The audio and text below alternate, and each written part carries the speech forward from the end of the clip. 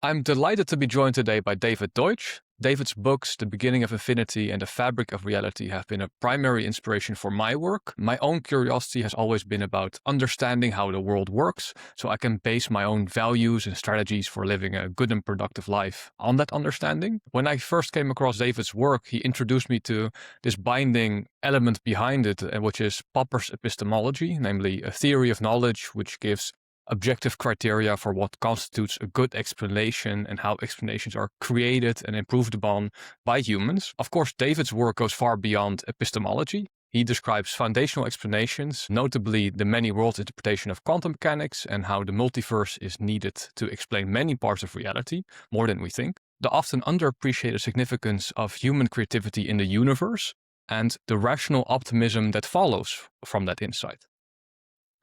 Also the role of rational and anti-rational memes in shaping cultures and their social norms, and also ideas about morality and parenting rooted in non-coercion and taking all parts of the mind seriously. And today we're going to discuss fun, knowledge creation, and human minds, and I'm expecting to learn a lot from this conversation. David, thank you for joining me and welcome to the show. Thank you for inviting me. That's all very pleasant to hear. Great. The first topic I'd like to get into is the fun criterion. In short, it's the idea that the absence of fun is a warning signal. But that also brings me to my first question, which is, can we reliably determine when we are having fun, or can we only really tell when we're not having fun? No, generally, we can't reliably discover anything. So, or to put that in the reverse direction, we can always make mistakes, and in fact, there's no limit to the number or size of mistakes that we can make. So, trying to be sure, for example, that we're having fun or that we are making progress or anything like that is the wrong framing. Even that framing has a strong tendency to produce the wrong, irrational answers and non-workable answers. So, following Karl Popper, I advocate regarding lack of fun or an apparent lack of fun or apparent lack of progress as a criticism rather than a hard stop to what we're doing. So we, as long as we don't have a problem, we don't have to answer questions like that. But if we do have a problem, then our only recourse is to conjecture how we might change it and conjecture whether it's really true that we have that problem and so on. Yes, I see. I think what I'm trying to get at is, like, when we're having fun, are there proxies or indicators that can maybe signal that? For instance, like sensations of play or curiosity or interest or other emotions. Would you say there are useful proxies or correlates, or how do I look at that? But proxies and correlates are no good in particular cases. Like, we can say in general that when you're having fun, usually when you're having fun, you're not in pain. Usually when you're having fun, you're not bored, and so on. But it's not a reliable thing to use in particular cases. So if you are a keen mountaineer or marathon runner, then you will be in pain when you're having fun. Mm-hmm. The thing is, you know why as well. So you can answer the question, hey, are you sure this is fun? The question from yourself, is this really the right thing for me? And then you can say, well, yes, I'm trying to break the record. So let me think about breaking the record and not whether I'm meeting a certain criterion. Meeting the criterion is a description of the process. It's not something you should be thinking about explicitly when deciding between ideas. Yes, exactly. So it would be a mistake to follow or try to follow a specific feeling or sensation and then say, okay, now I feel this, I'm having fun. That in right. itself is a mistake. Yeah. Yes. I think the most astute thing to look out for is the sensation of thwarting, that we are actively coercing our minds. Would you agree that's the case? I agree, yes. And in general, conflict can be a very good thing. But again, conflict where you don't understand what's in conflict and it feels bad and you don't understand why and that sort of thing is a clue that there is something coercive going on, and therefore that different parts of your mind are working against each other, using their creativity against each other, which is bad. I mean, it's the bad thing.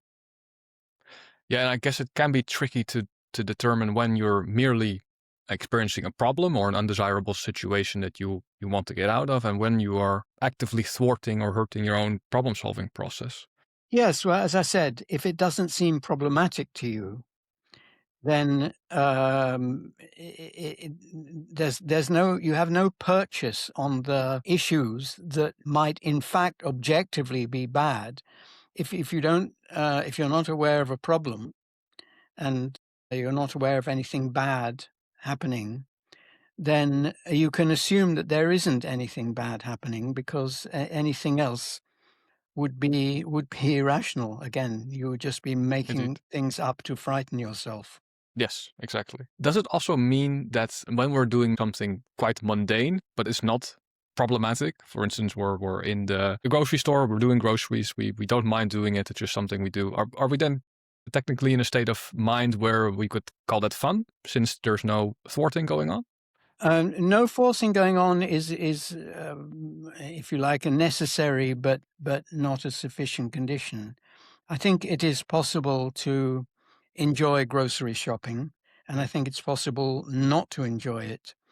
And I think if we're not enjoying it, we will feel things like boredom or tedium or impatience, and those are symptoms of something going wrong, and one can conjecture what that might be and conjecture improvements to it. There's always a way of making one's life better.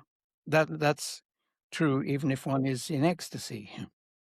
I definitely agree with this. I just think it could also be interpreted that one must always try to make everything enjoyable or fun, whereas maybe just an emotionally neutral state technically is also unproblematic and completely fine to be in. When you're not bored, you're not problematic, but you're also not necessarily happy. You're just doing your thing. I'm just wondering if then still fun is the right label, or would it be better to Well, use I different think terms there? such a state is not optimal. Okay. I think there are people who look forward to going shopping and enjoy themselves while they're shopping, and shop in a different way each time, so that each time they're improving on their experience of last time. And that's a better way of shopping than of Yeah. being emotionally neutral. Sometimes you also describe people opting for a choice that is more fun. For instance, in a podcast with Luli, I believe you mentioned Ginger GM, the chess player, and he was debating and choosing to follow an inexplicit idea because it feels more fun and leads to a more beautiful game. What does more fun in that context mean? Is that referring to a thought process or to a feeling? Well, it's referring to a state of mind, which includes, in the Yes. case of chess, it includes all sorts of complicated things, including thought processes and feelings and curiosity. And there is the desire to win. But if one has only the desire to win, then it's very dangerous from the point of view of fun, because when there are two people playing, one of them is going to lose, or at least one of them is going to not win. And I thought that, and I still think that Ginger GM is an example of someone for whom chess is not just a matter of winning. Chess is a matter of enjoyment, of beauty and curiosity, and so on. And he likes all those things. Mhm. And the example I gave is that quite frequently, I'm quite a fan of his. I watch his videos, and quite frequently, let's say once every 3 or 4 videos, he will say something like that so and so is probably the best move, but it's boring. So on the other hand, this other move might make me lose, but it'll lead to an interesting game. He usually, well, he makes a joke. He says, "I can't stop myself. I can't stop myself." But what he really means is that he wants to do that. He would prefer having a good game to winning a boring game.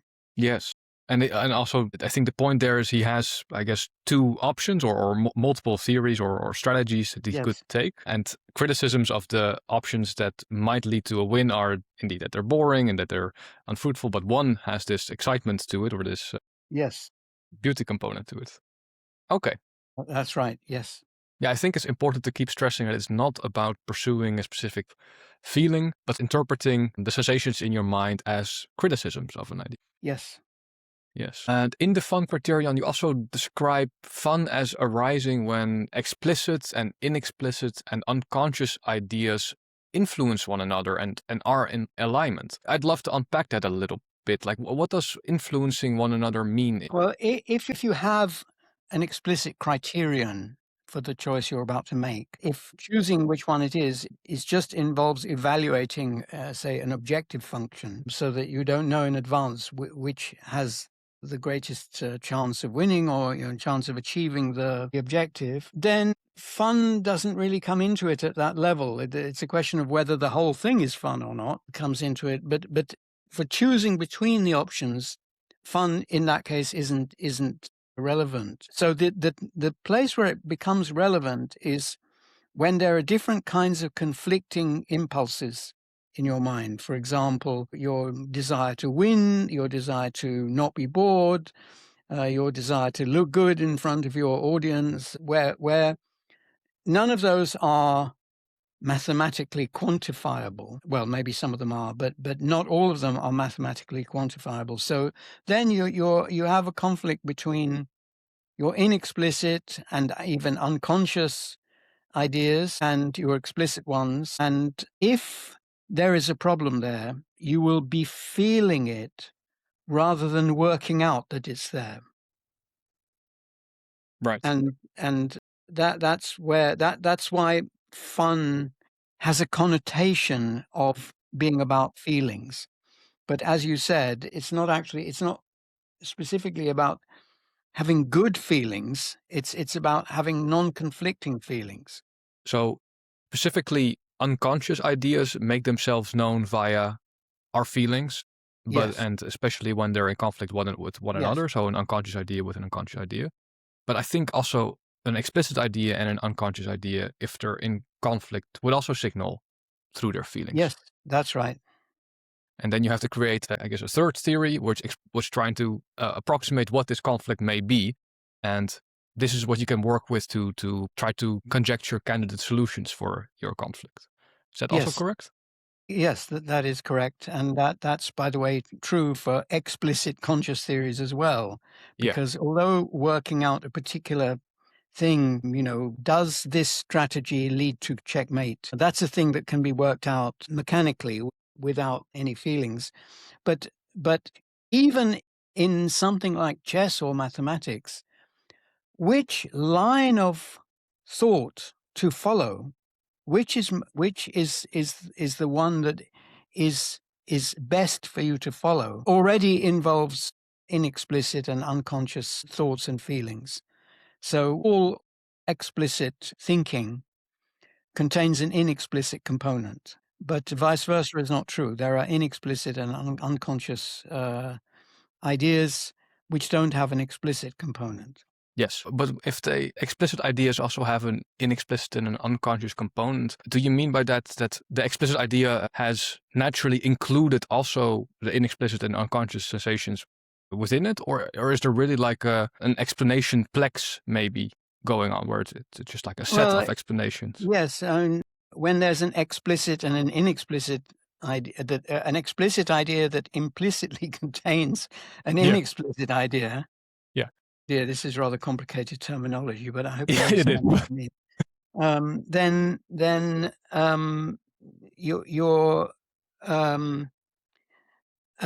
yes, it automatically invokes the inexplicit ideas. An example, but not necessarily an inexplicit explanation. I think that's the term you used, because, for example, when we're speaking, especially when we're speaking in our native language, we have a lot of grammatical knowledge that is unconscious, and we don't necessarily know why a certain phrase is grammatical and a similar phrase is not grammatical, and why we are using one and not the other. Of course, we can choose to use the non-grammatical one for all sorts of reasons, but generally when we're speaking, we're obeying a lot of rules which we don't know, and they can become problematic. And if they're problematic, then we can conjecture what they are. And we enter the same kind of process as when we're conjecturing anything or trying to solve any problem. We may be wrong, or we may be partly right. We may partly solve the problem of what the rule is, but have in mind only an approximate version of the rule. And that approximate version might be usually right, but wrong in this particular case, and so on. There's no end to the possibility of error.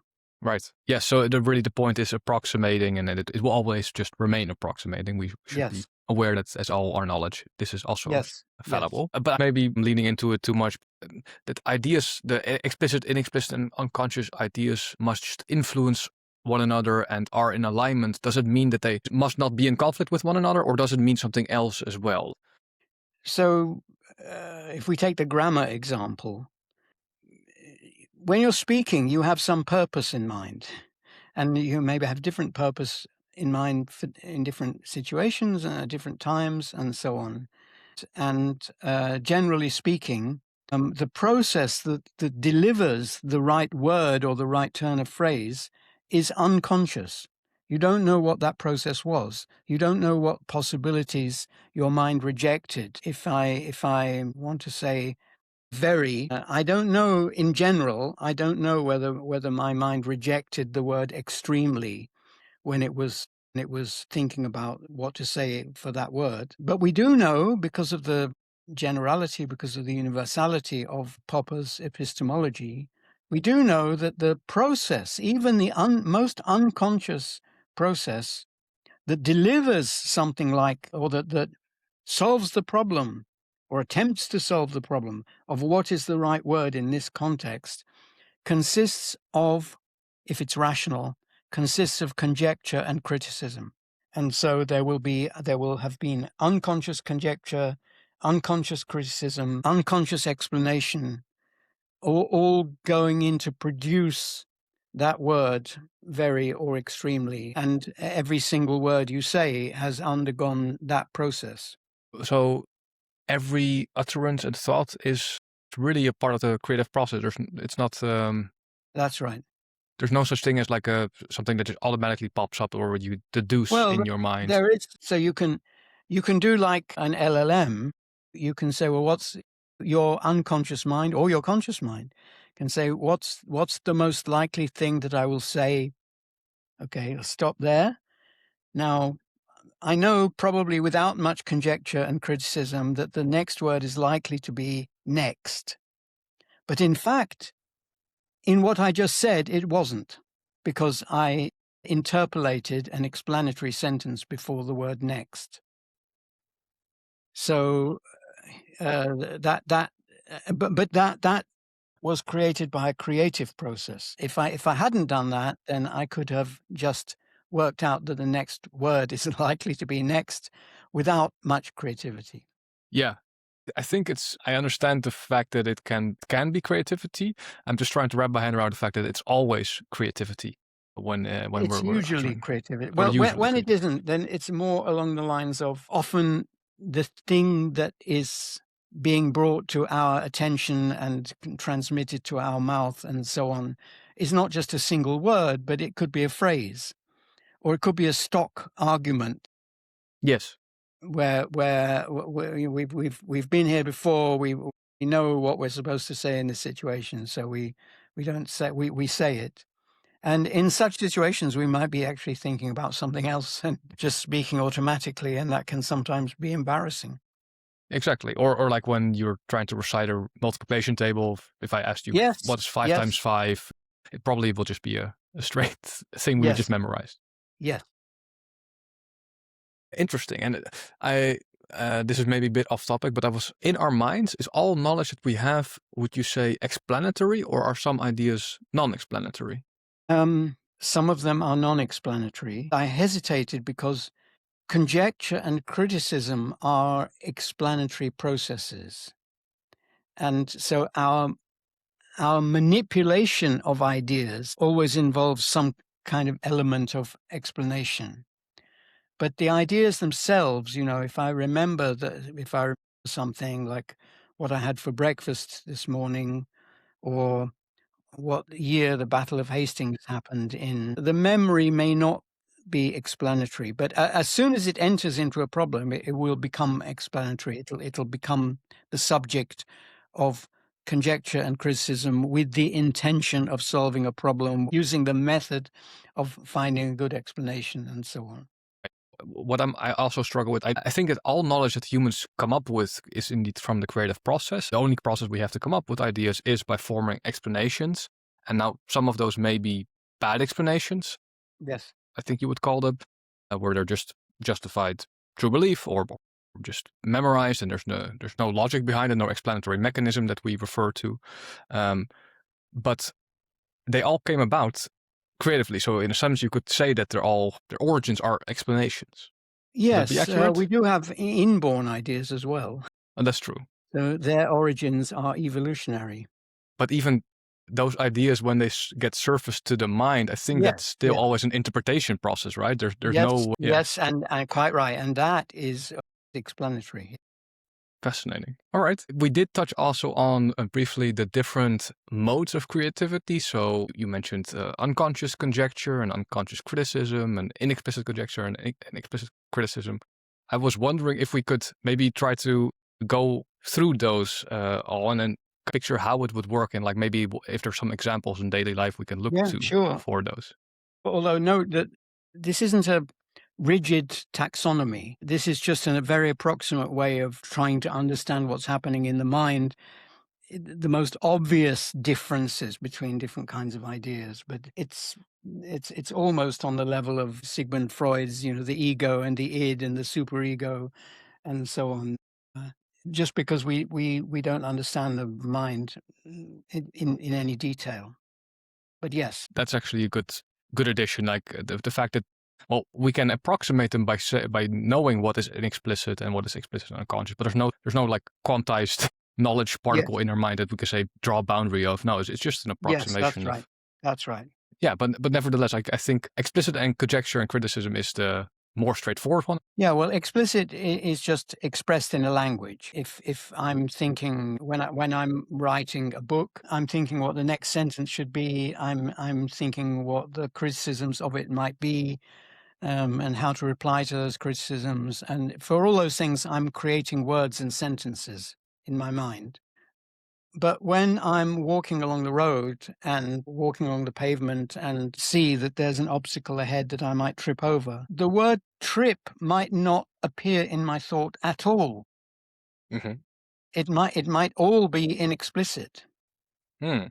And I'm just walking along and I recognize the problem and I solve it and I step over the obstacle, and all that is happening without the word step or obstacle or so on ever entering my mind. Right. So that's an inexplicit process. But there are also unconscious processes, because what I just described is an example of an inexplicit but conscious process. Because somebody could say to me, why did you make a large step there instead of a small one? And then I could remember that it was because I saw there was an obstacle. But there are some things which one does unconsciously. Maybe a simple example is, scratching your head, and you don't notice that you scratched your head, and somebody will say, "Why did you scratch your head?" And you'll say, "I don't remember doing that," because it was unconscious. And what would unconscious criticism look like?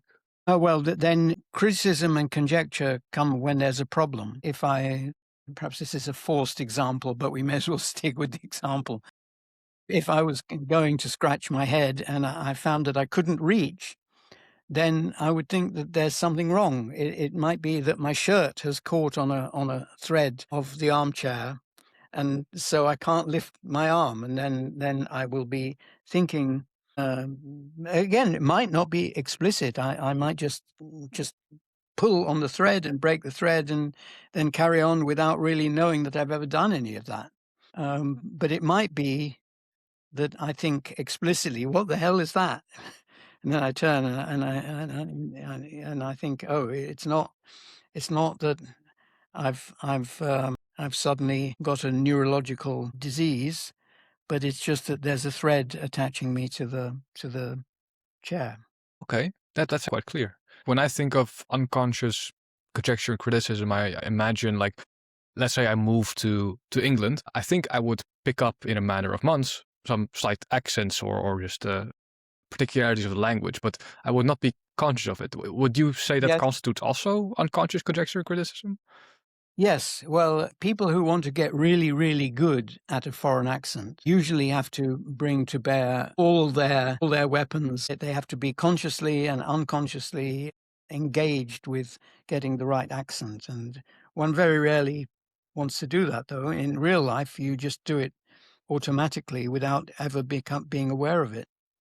And I have known people who've spent a relatively short time in another country and come back with an accent, and then they're not aware of that they acquired an accent there. I think it's an added mode of learning. You could, of course, try to learn a language by staying in your home and just reading explicitly the rules of grammar and memorizing the vocabulary. But you would ideally also add an inexplicit mode of learning where you're just actually talking. And the third layer might indeed be just immerse yourself within an environment where unconsciously it will also seep in. Yeah. Yes.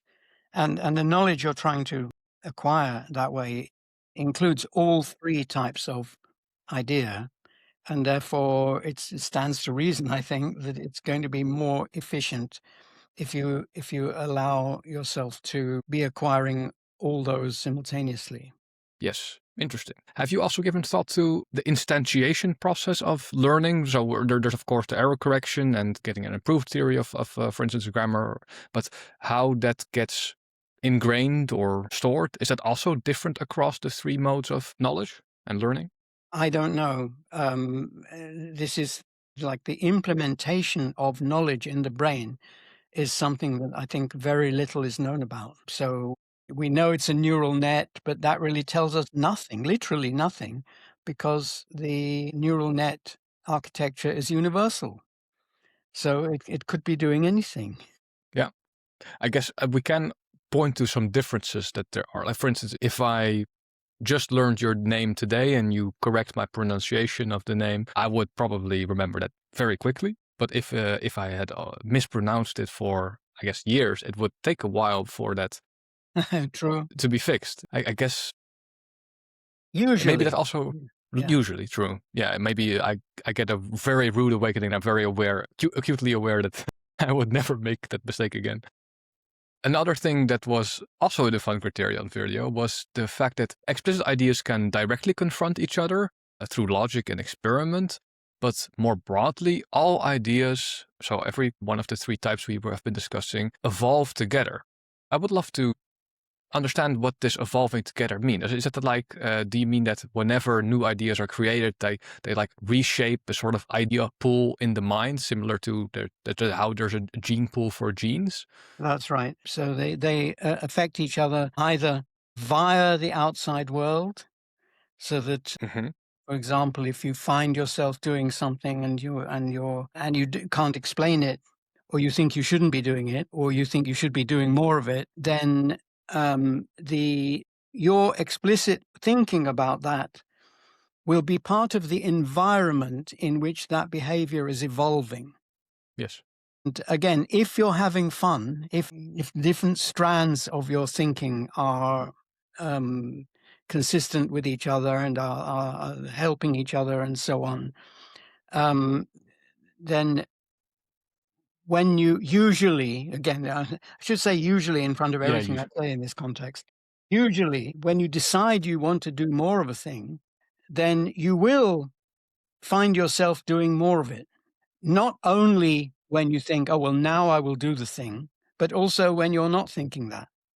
And vice versa. If you think I shouldn't do that, then usually, again, if you're having fun, if you're like playing a video game and you don't want to get caught by the bad guy that lurks behind the pillar, then next time you encounter that pillar, you will not be so vulnerable, not just because you have decided, well, or rather, the fact that you have recognized explicitly that there is a danger there will be also affecting your inexplicit behavior of your fingers when you approach such a pillar.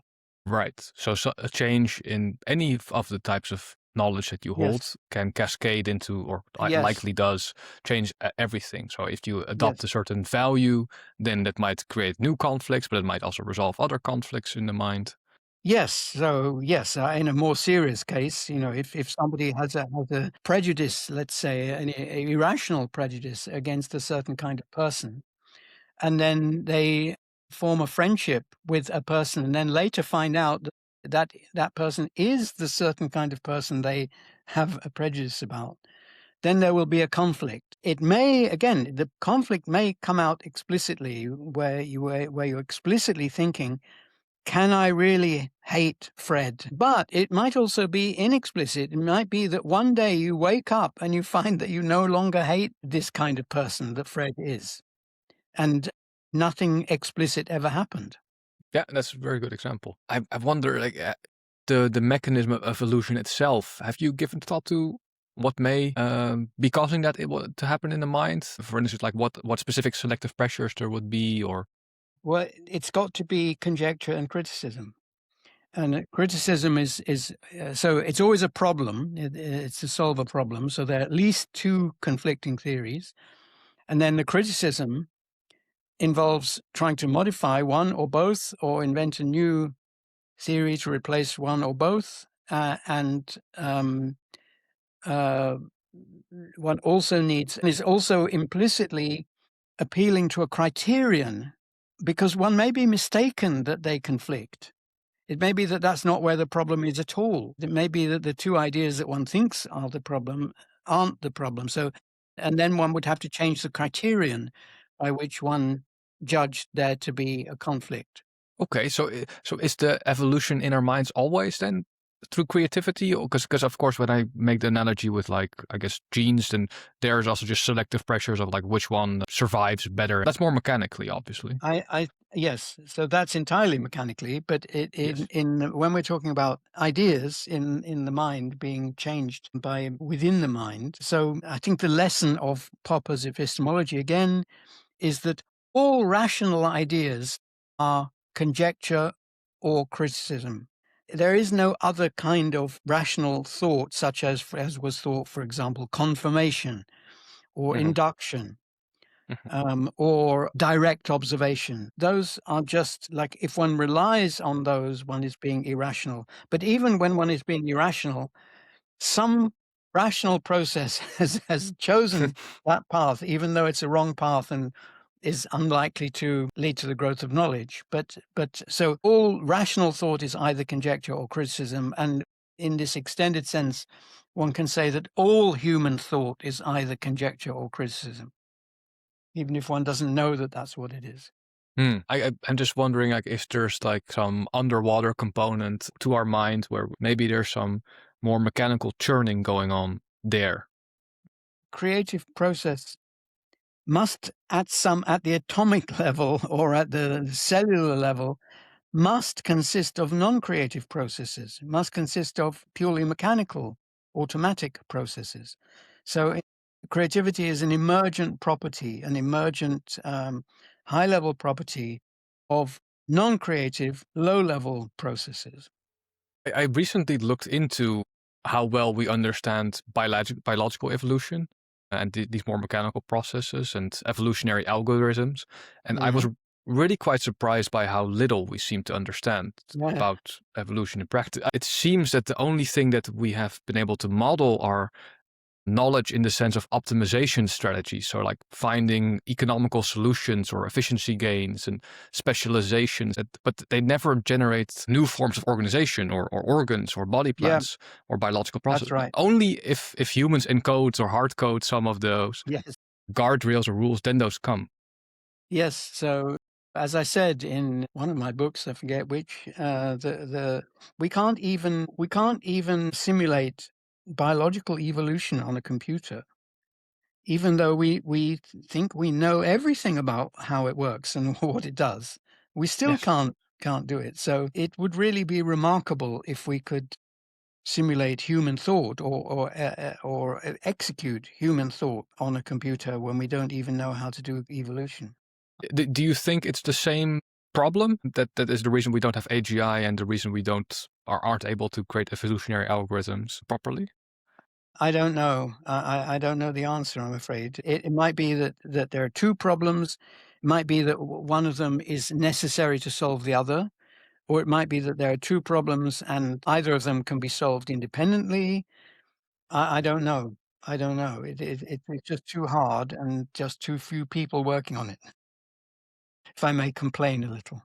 Yes, unfortunately. No, that's good. We need more people Yeah. on it. But I think a core component of that is like the non-randomness of that also seems to be inherent even in biological evolution, like that it's more so targeted, right? Biological evolution is in some sense exhaustive search, or not exhaustive search, random search in the total space. But that has got to be misleading, because the chemicals, the DNA, for example, already constrains, it already places a structure on the space of possible codes for proteins.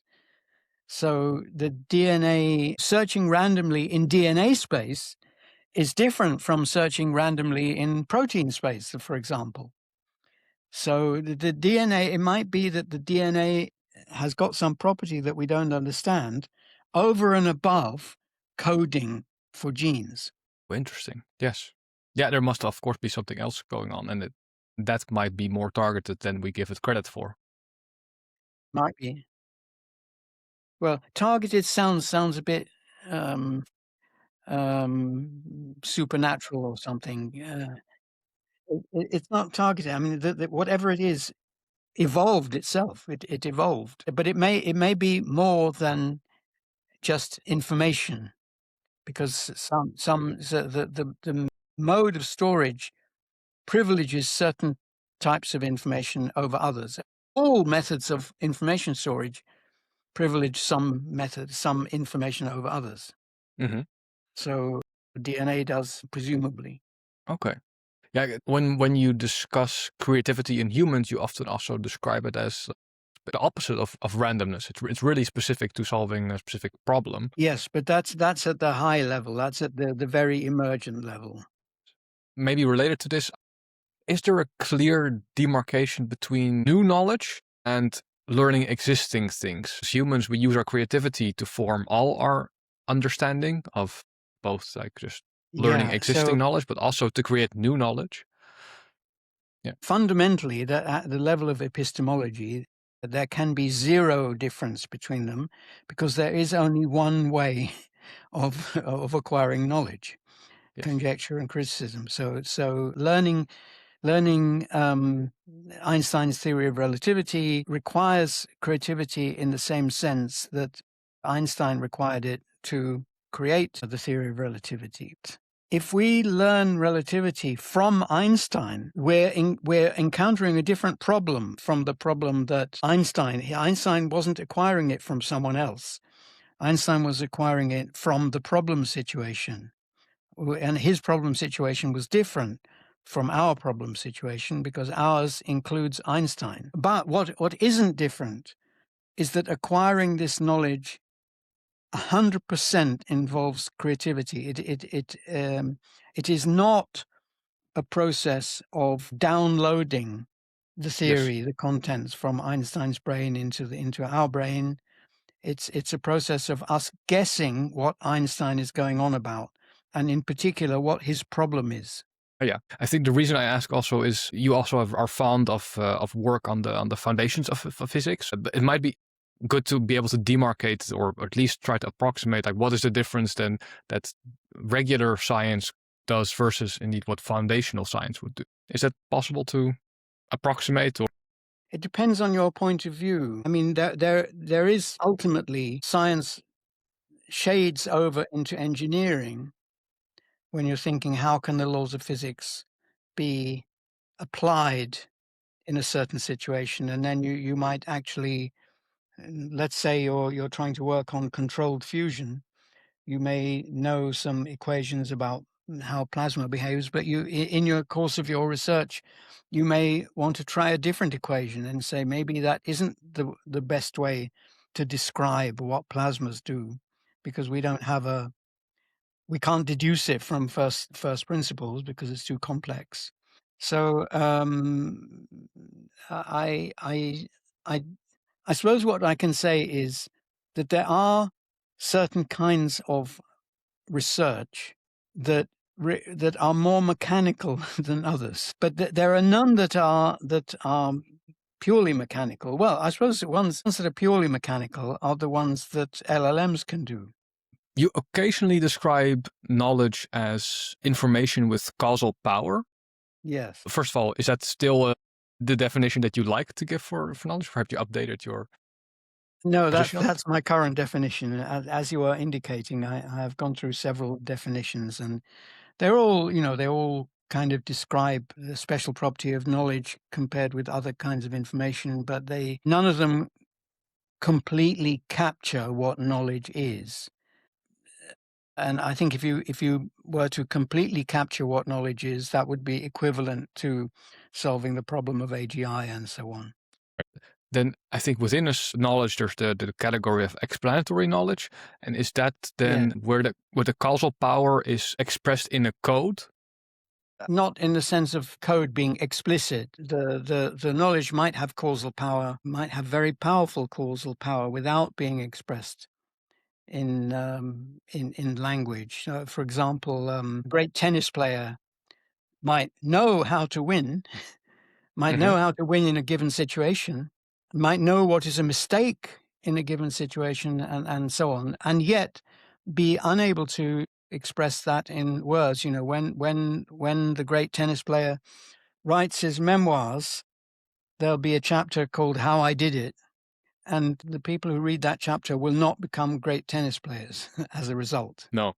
So that it's knowledge, and it's explanatory knowledge, because he can guess what it is. He can say, always follow through. The tennis coaches say, always follow through. You can have a theory of why following through works. It does seem to work, but it can't be, ordinary physics can't be telling you that the behavior of the racket after it's hit the ball can have an effect on the ball, and yet following through does have an effect. Right.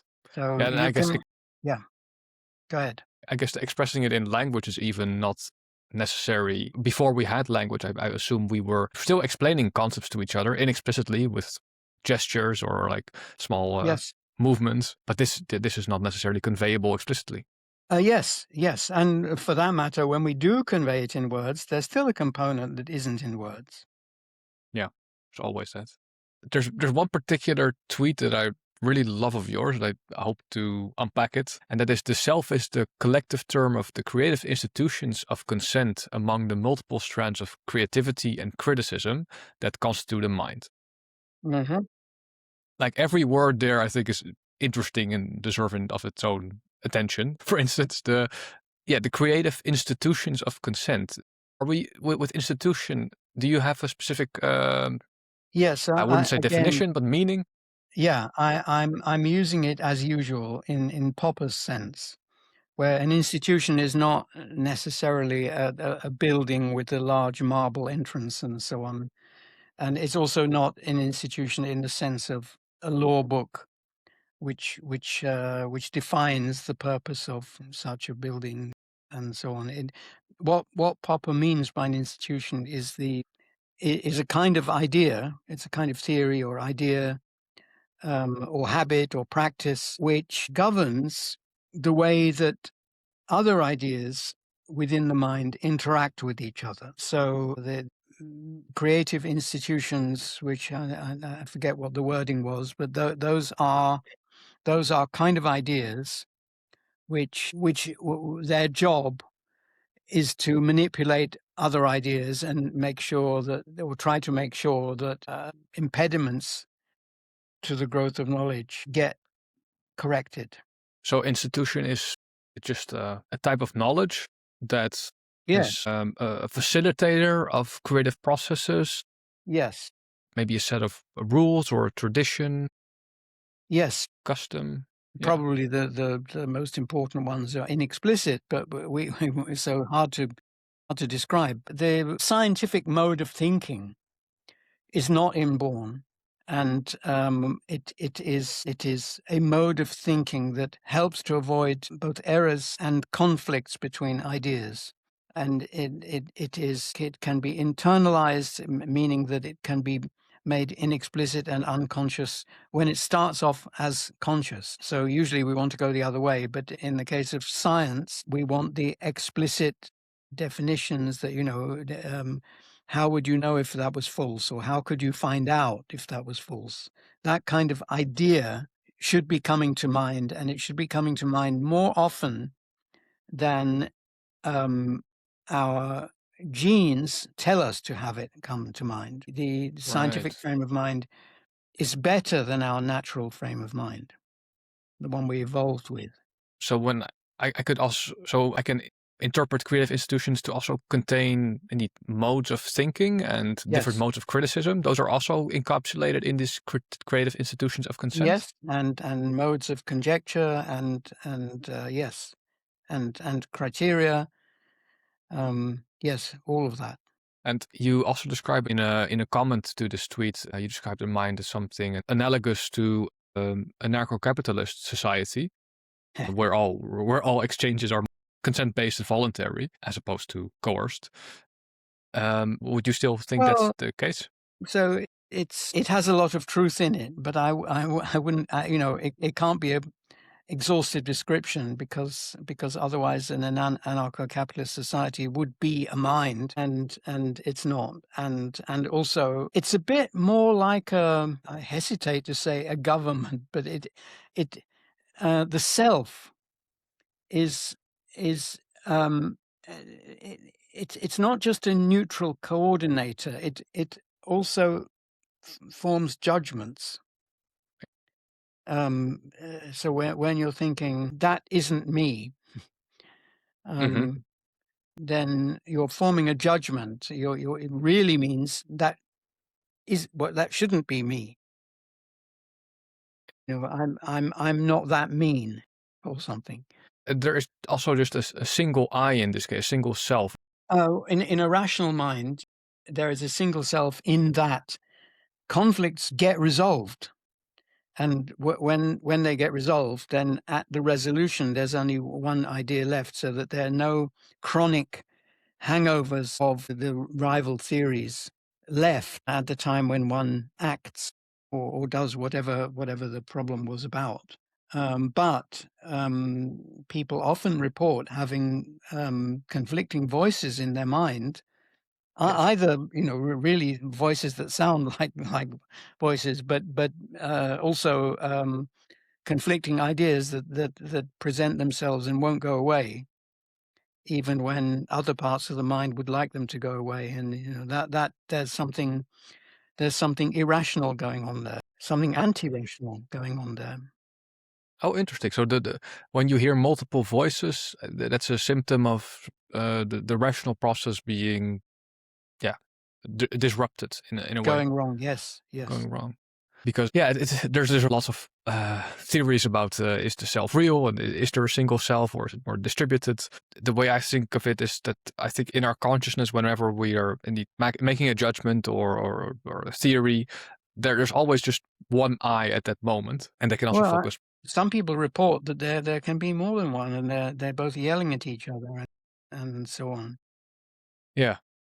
Note that we're universal, so that we could host several selves. If we couldn't do that, we wouldn't be universal. But it's usually, I have to say again, usually having several selves which can't resolve their differences is a sign of something going wrong. But let me hasten to add that the picture of the mind as being, rational mind as being normally completely consistent, so that every part of it is consistent with every other part, and that when the object of rationality is to locate any deviation from that and eradicate it, that's very wrong. My picture of the mind is that it is a vast collection of possibly conflicting ideas. They become problematic when not because they logically contradict each other, but when there is a problem in which more than one idea is used, as, for example, as a criterion, and they conflict with each other, and then that causes a problem where one has to invoke a creative process, and that's a good thing in general, because that's where new knowledge comes from. What's bad is if reaching that state is being thwarted by something. Right. So the normal healthy state is our minds are very diverse. We have different preferences, opinions, and they can be seen as all like independent parts of the mind, and Yes. the way they interact with one another or do the conflict remediation is through the I, the self that Yes. is Yes. arbitrating this process in a healthy. Yes. Yes.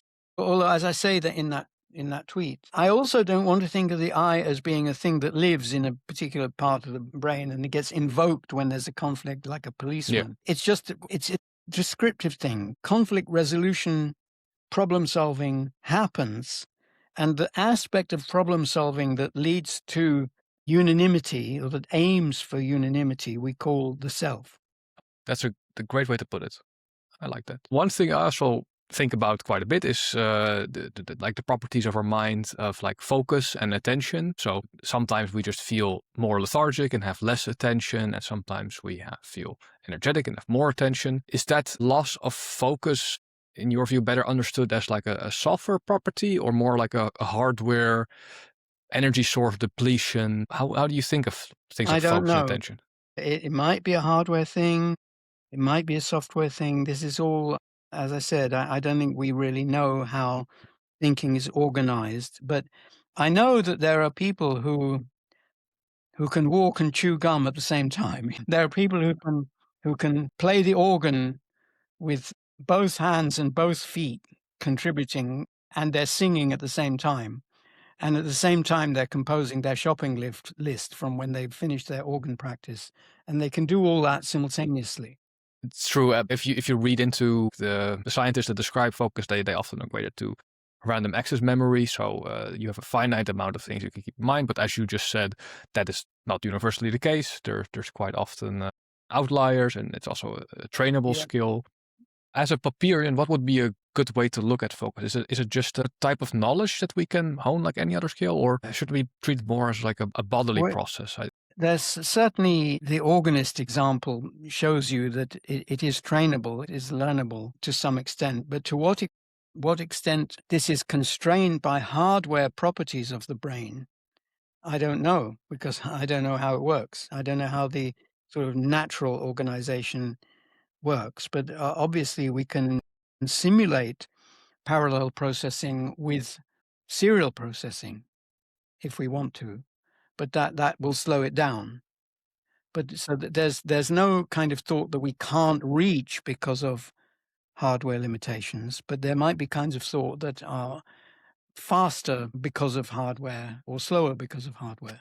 Yeah, because I think it's quite common occurrence. If we're sick or if we just had a bad night of sleep, it's our creativity definitely feels like it's hampered, or at least severely more difficult. So there's definitely an interplay of hardware.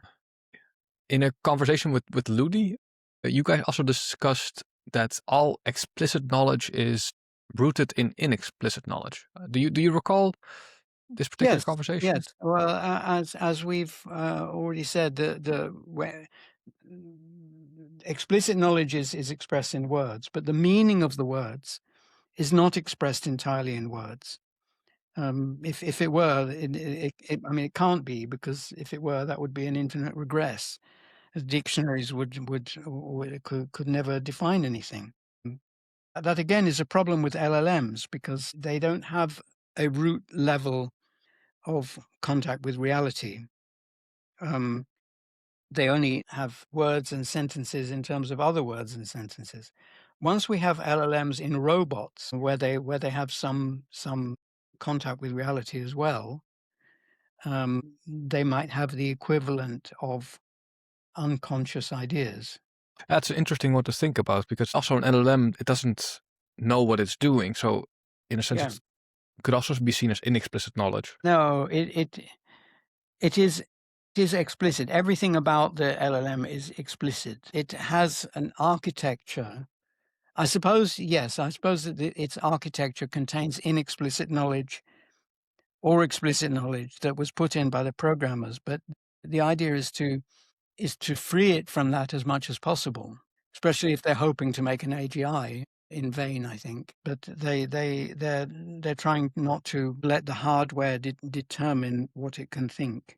All right. And when you also say that explicit knowledge is rooted in inexplicit knowledge, is that also, can I just think of it as a different type of coding language? So explicit knowledge is, of course, expressed in a set of Yes. symbols like So, English, but that, yeah, the state of the brain must at some level be expressible as a as a large integer ultimately, and a language. Yeah, but it's even the probably not inexplicit. useful. Yeah, even the inexplicit things. So, but that's not what we mean. That's not what we mean by explicit.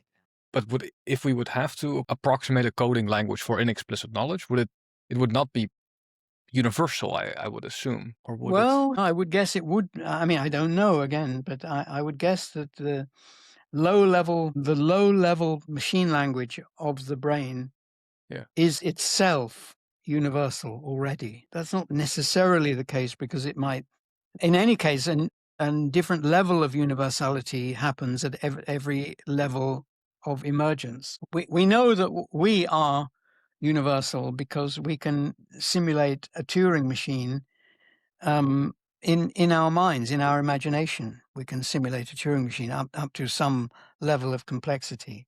So, but when we do that, we're not using the universality of our hardware to make Turing universality. No. We're re-implementing Turing universality after many levels of emergence. You have these cliche examples where they call it the je ne sais quoi, or the example where they say, I cannot define pornography, but I can tell you when I see it. I think these are forms of like inexplicit knowledge that we can't really pin down very well with words. Yes. Is it meaningful to distinguish between physical sensations happening in the mind and emotions? Like, are those two categories meaningly distinct, and should we treat them maybe differently when it comes to the mind? Again, Would I you don't say? know.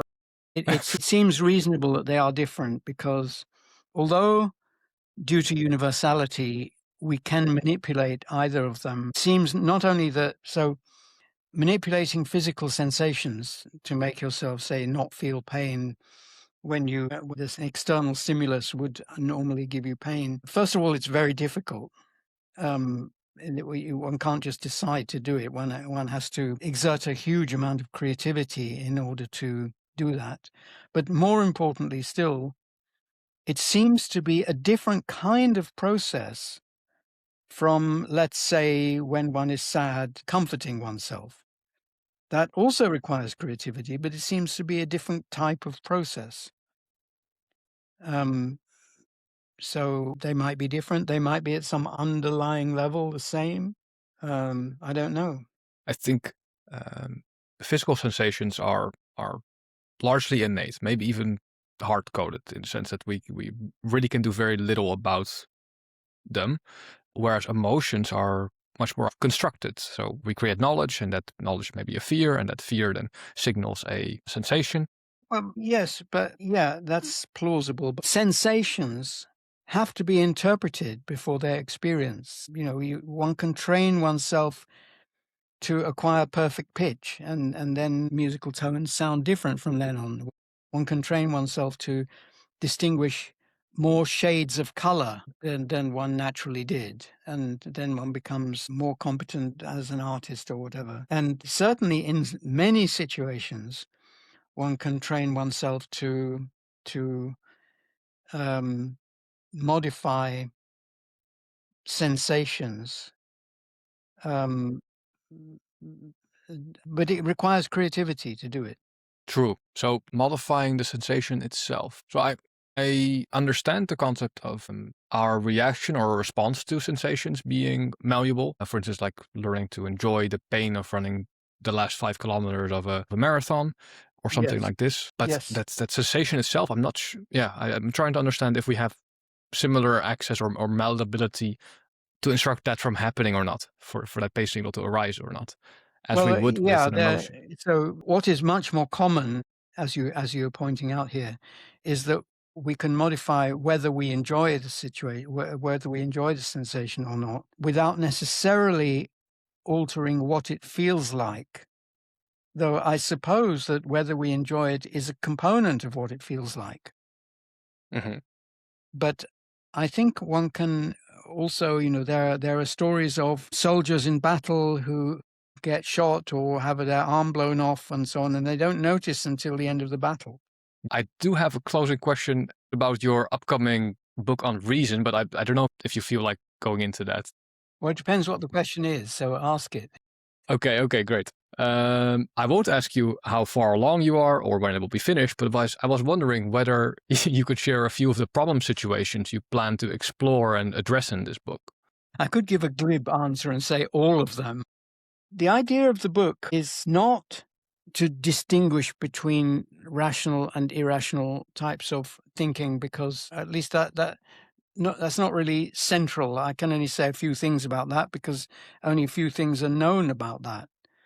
But it's about how to think about, what can I call it, the human condition in the universe, which is a condition of being a thinking being. Like I start off the relevant section by talking about the hierarchy rule, which I've sometimes spoken about in public, which is that for the rest of the universe, big, massive, powerful things affect small, non-powerful things, but not vice versa. Whereas when there is knowledge present, it's the other way around. So knowledge can be regarded as when we say knowledge is information with causal power, we really mean it's information with the power to violate the hierarchy rule.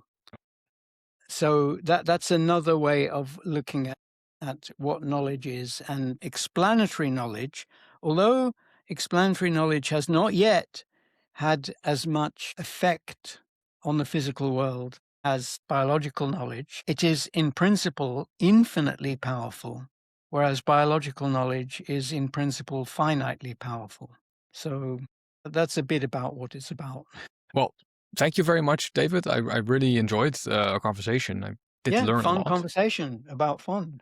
Yeah, great. Thank you very much, David, and have a nice day. Same to you. I hope you enjoyed the conversation with David as much as I did. If you haven't read his books yet, I highly recommend The Beginning of Affinity and The Fabric of Reality. They are exceptionally rich books, the kinds of books you can reread for years and still keep finding new ideas. And if today's conversation resonated, especially understanding the nuances of how the mind works and how that can guide how we think and act, you might like my upcoming book, The 4 Acts. It's a 4-stage framework you can use on any problem in everyday life, and today's topics directly feature in it. For example, the 4th act, learning, it unpacks the 3 modes of learning we discussed today: explicit, inexplicit, and unconscious learning. The book is nearly finished with a release plan for 2026. You'll find a pre-order page in the description, and if you want more in this vein, subscribe to the channel to stay up to date. Thank you for joining me today, and take care.